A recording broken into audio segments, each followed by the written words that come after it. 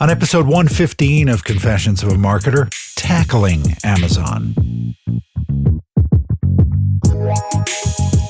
Hi, it's Mark Reed Edwards. Welcome back to Confessions of a Marketer. Kiri Masters is back to dig deeper on tackling Amazon. We will have that in just a moment.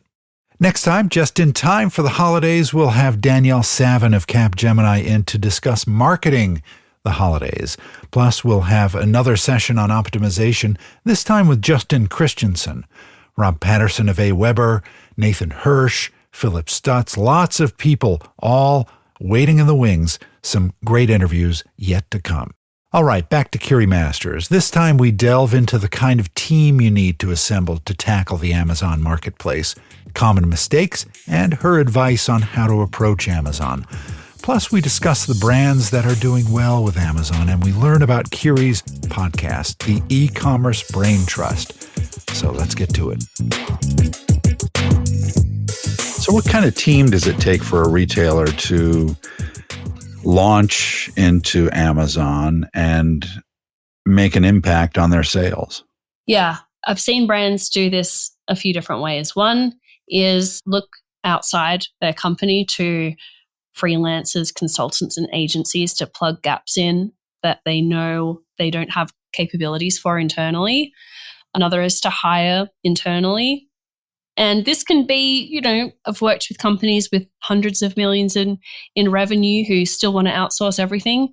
And I've worked with companies with less than 10 million in revenue and they need to outsource things as well because they don't have the time as well. So I don't even think that it comes down to the size of the company necessarily. It's the importance of Amazon as a channel to your company and whether you have that capability or the potential to build that capability within your company. That's sort of the starting point, is internal or external. And then from there, I'd break it down into three main roles. One, operations and brand protection. So the inventory forecasting and planning, making sure that shipments get into Amazon, auditing fees.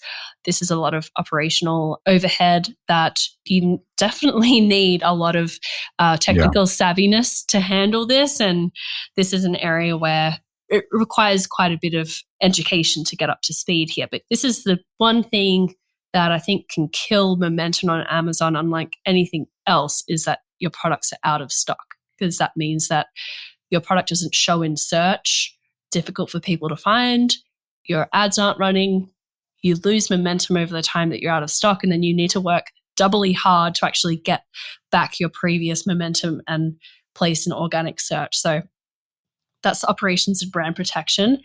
And then the two other areas are marketing, so all the Amazon SEO, essentially, content and refreshing that content. And Amazon's putting more and more of a focus on content. Now, it's not just about a product image and some bullet points. It's about spin images, video, infographics, live video, deals. There are a lot of pieces to this organic marketing area, and that's evolving.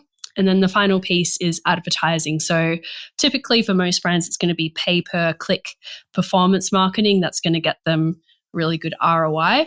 And this is quite a technical area that's also changing quite rapidly, and probably the one that I see outsourced the most out of those three areas. Is it similar to doing pay-per-click on Google? Yeah, it's similar in principle and in a lot of ways. So it's an auction style ad format. You're placing bids. You can put budget caps on campaigns, and the most used campaigns are keyword driven. So in a lot of ways, it's similar. You could probably take a lot of the best practices from Google, but it is its own platform. It does work in different ways, like sales attribution on Amazon is quite specific. Think about your own behavior as a consumer as well. You might see an ad for something, click through, have a look, compare it with some other products, add it to your cart, and then only check out 3 days later, for example. And so the attribution window needs to be a bit longer, for example. And it's, relatively speaking, a less mature platform than Google. Google advertising has been around for 10 years longer than Amazon, so they've had a lot more time to develop their tools and targeting capabilities and things like that. So we actually only just saw a retargeting feature rolled out on a display kind of ad type last week on Amazon. Yeah. If you're really familiar with the Google Suite, you might jump into Amazon and think, oh, this is so simple, it's easy. And I've spoken with a lot of agencies who've been Google advertising experts for a long time and believe that just because Amazon is, has less features on the surface, it's just going to be simple for them to jump in the driver's seat. But there is quite a bit more to it. Yeah. So say I was a potential client and I was going to start selling American-made sunglasses or something like that on Amazon. What advice would you give me? And how would you hold my hand as we dove into Amazon as a retailer? Yeah. Gosh, where do I start? It's a big topic. It's a big topic. Well, I think to go back to the question you asked before about how do you staff this? And like I said, I think that there's two decisions to make right off the bat, which is internal or external.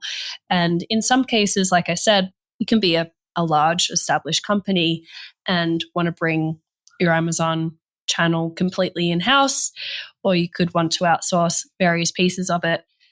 And so for that reason, actually, that's why I've been running Bobsled for the last 5 years. But a few months ago, I started to really think about this feedback from brands, which is that they wanted to bring their Amazon function in-house. And this was both large and small brands. And the trouble with Amazon, and in doing that inherently, is that Amazon doesn't have the most consistent or responsive customer service when you're a brand.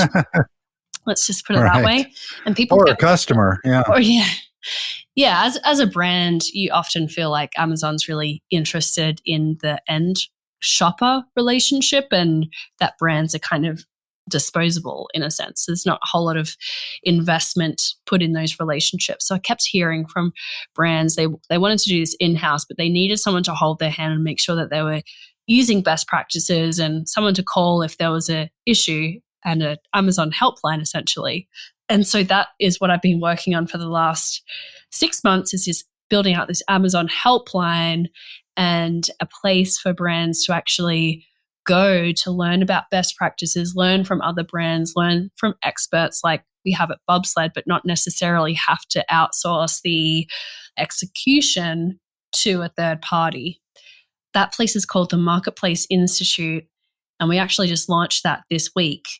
And that's probably the first place that I would start talking with a brand is, hey, what folks do you have on the team right now that you would ultimately want to handle the advertising, the content marketing, the operations, or that they would conceivably build out in the future, versus what are the gaps that they need to fill right now while they're getting up to that level where it might make sense to bring a consultant or agency in just to handle that and establish the foundation of the ad campaigns, for example. So I would really start there with the goal of how they're going to ultimately resource this channel. Yeah, what brands, mature brands that have been on there for a while, what brands are doing well with Amazon, do you think? Because Amazon's become so popular with everyone and 50% of all e-commerce running through there, it's become a real destination for, it's always been a place for resellers and some operating at a huge level like PharmaPacks, which is like a CPG reseller that's been around forever, and they're enormous. I couldn't even tell you what their volume is, right through to people sort of making a bit of money on the side by going into a Costco and finding stuff on clearance and reselling it on Amazon. There's a big spectrum of resellers. That used to be eBay's game, right? So, Yeah. and Amazon is definitely stepping on their toes now with that. Oh, yeah. I think it's no contest. I can't tell you the last time I shopped on eBay. It was probably back in Australia where eBay is still more popular than Amazon. Right. Yes. Anyway, so the landscape has moved quite quickly from retailers and resellers really selling the bulk of volume on Amazon through to brands who want to sell, quote unquote, direct to consumers through Amazon. And increasingly those brands, if you're the the sunglass manufacturer. Maybe in the past you had a couple of distributors and maybe some relationships with a store network, and they might be selling your products in stores. And then as people started to shop more on Amazon, a lot of those stores and distributors would turn around and sell that inventory on Amazon as well to supplement their store revenue. And for a while, I guess that wasn't so much of a problem, but soon brands started to realize, hey, we could get better margins by selling direct to shoppers on Amazon instead of selling, 50% capstone rates to these distributors. We could sell to customers directly on Amazon, and Amazon only takes 15% of that sale rather than 50%. And then they also may have discovered that some of these resellers and retailers might have not been displaying those products really effectively or on brand. Maybe they're using old images. Maybe they're not really explaining the product correctly. And so there's lost opportunity there as well. And so for those two reasons, brands are increasingly wanting to go direct on Amazon and sell as the brand to shoppers and get as much of that margin as possible, maintain the control over the brand, and make that a consistent experience for shoppers as well. Yeah. I think one mark of Amazon's omnipresence in everyone's lives is their vans, which are everywhere. Here in America, I see them more than UPS trucks these days. Yeah. The interesting thing there is that they experienced some disappointing events with FedEx and UPS in previous years, particularly around Christmas time, which is essential to Amazon. And I believe that part of the reason why they've been investing in their own infrastructure there is to avoid having to rely on third parties like FedEx and UPS, who dropped the ball a couple of times. Yeah. So before we close out, you told me you have a podcast. Can you go into what the podcast covers and where people can find it? Sure. It's called the E-commerce Brain Trust, and you can find it on iTunes or Stitcher or wherever you listen to your podcast. And typically I'm interviewing both e-commerce directors and CMOs, as well as experts in the e-commerce industry, and generally talking about Amazon and marketplaces, but we do veer into general e-commerce topics as well. So it's called E-commerce Brain Trust. Oh, that's great. Kiri, I really appreciate you joining me on Confessions of a Marketer. We'll tune into your podcast, and best of luck. Thank you so much, Mark. Same to you. All right, next up, just in time for the holidays, we'll have Danielle Savin of Capgemini in to discuss marketing the holidays. So stay with us. Confessions of a Marketer is a trademark of Podco Media Networks, and this episode is copyright 2019. I'm Mark Reed Edwards. See you next time.